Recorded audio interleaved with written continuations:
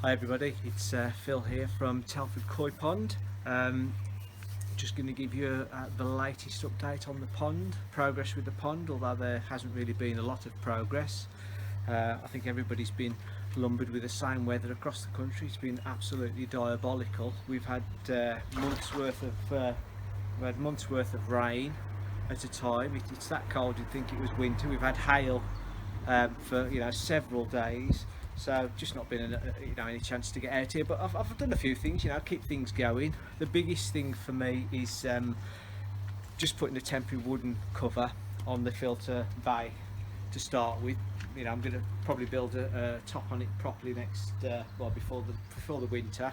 But there's like a three week order time on the plywood and things like that. Well, that actually came yesterday. No disrespect to the people that bought it, the timber suppliers, but obviously the timber's kept outside, so the timber that was delivered was absolutely saturated as well. I can't do a lot with it at the minute, but at least I've got it here, so hopefully next time you'll see the filter bay with its temporary covers on. So changes in here, not really a lot on the plumbing side. This was all done when you saw it last. The addition was the waste pipe down there, the rodding drain for the bottom drain. I've been playing around. There's a 90-degree angle in there that then comes down to waste, so that's my overflow. So I've been playing around with that. You can't really see much of that at the minute, but everything's working. Everything's working well-ish. Air pumps, had a couple of comments about air pumps last time. Good advice from people, because I've got them on the floor just as a temporary measure sort of thing till I've got something built. And obviously people were saying if there's no power the water will go back and all that sort of thing, so I took that advice on board. I've changed the airlines completely, so these are now proper 8mm reinforced airlines, which are meant for the bottom drain and things, so that's okay. And there's non-return valves on there, so as you can see I've done all the electrics, and I still keep playing with that, still keep playing with the flow rates. Everything else is much the same. I mean, as I say, you can see the new airline here, Koi Flex PVC braided hose, 8mm by 12mm, so it's a lot more substantial than the silicone hose I was using before. Temperature of the pond at the moment is at 17 degrees, so the air source heat pump was set at 16.5.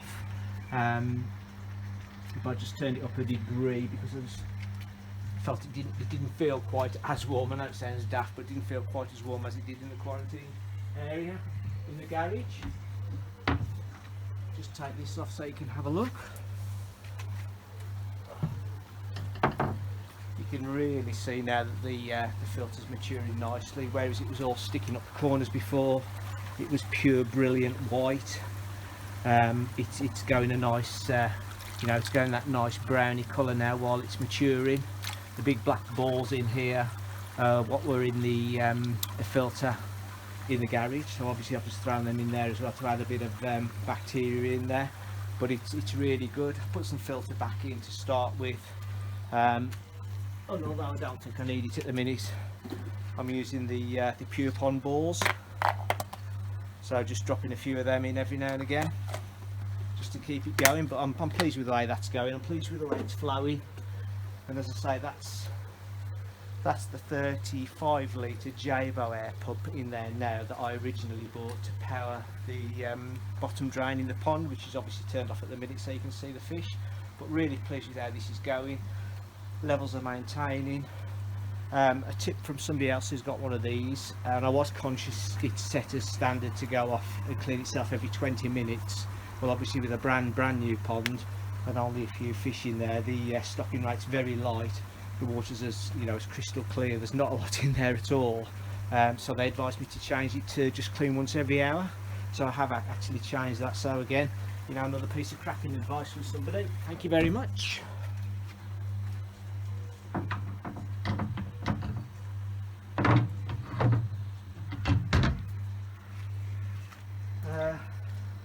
In the individual unit, trickle in, trickle out is working well, maintaining the water levels. So as I said on the previous video, what I did when I decommissioned the holding pen in the garage, I've just taken all the media out and put it into these two these two units, so I'm still getting the benefit of all the bacteria on these, because obviously there's two 6-inch transfer ports that come through and basically flow through the bottom of there before the pump picks it up and then puts it around the rest of the system. So yeah, getting the benefit of those as well, which is good.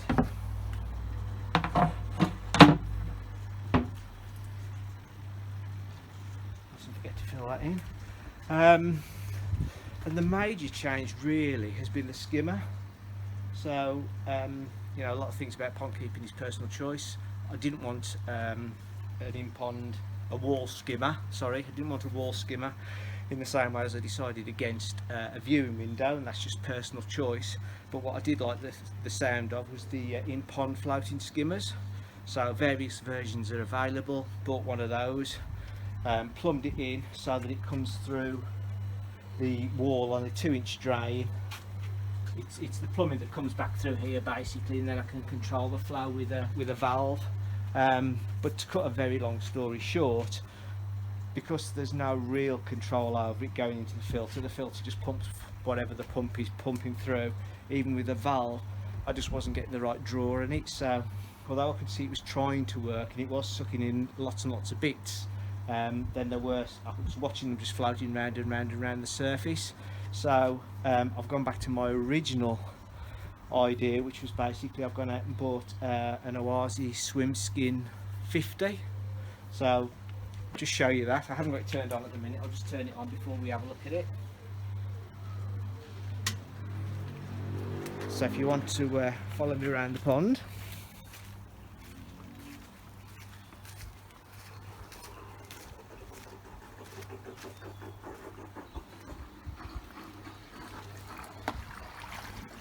now because I haven't had it turned on permanently, just have to push it down and get it full of water before it will start.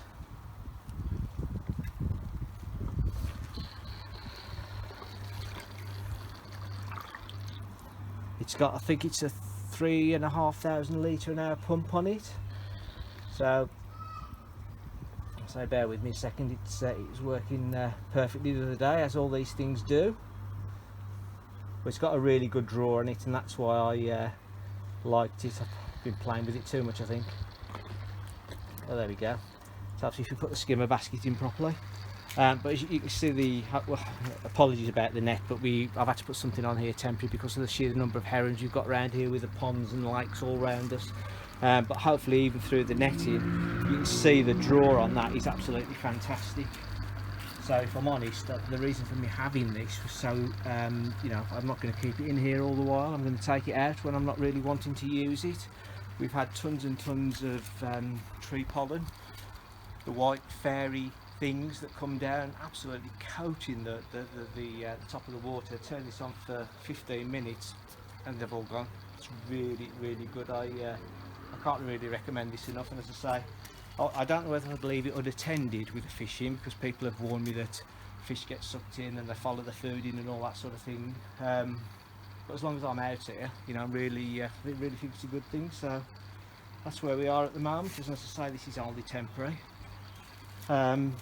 The rendering on the outside of the pond was all is booked for Monday and Tuesday of this week.